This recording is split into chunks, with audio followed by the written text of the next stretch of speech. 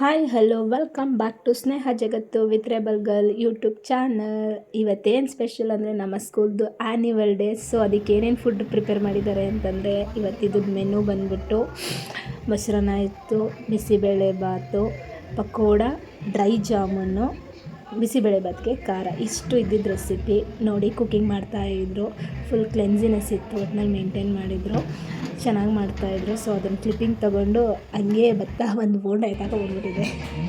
Annual day ಅನ್ನೋದು ಒಂದು small function ಅಲ್ಲ, ಇದೊಂದು ದೊಡ್ಡ ಬಿಗ್ ಫಂಕ್ಷನ್ ಆಗಿದೆ. ತುಂಬ ಚೆನ್ನಾಗಿ ಬಂತು ನಮ್ಮ ಸ್ಕೂಲಲ್ಲಿ.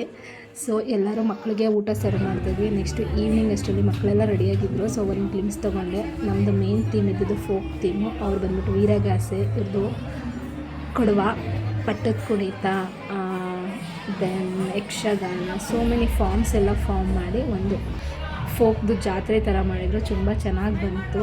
ಸೊ ಆ ಕ್ಲಿಪ್ಪಿಂಗ್ಸ್ ನೋಡ್ತಾ ಇದ್ದರೆ ಹೇಗೆ ರೆಡಿಯಾಗಿದ್ರು ನಮ್ಮ ಮಕ್ಕಳುಗಳು ಅಂತ, ಈಗಿನ ಮಕ್ಕಳುಗಳು ಅಂತ ಫೋಟೋಗೆ ತುಂಬ ಚೆನ್ನಾಗಿ ಫೋಸ್ ಕೊಡ್ತಾರೆ. ನಮ್ಮ ಹುಡುಗಿರಂತ ಅಲ್ಟಿಮೇಟ್ಲಿ ಇನ್ನೂ ಎಕ್ಸ್ಟ್ರಾ ಒಂದು ಲೆವೆಲು.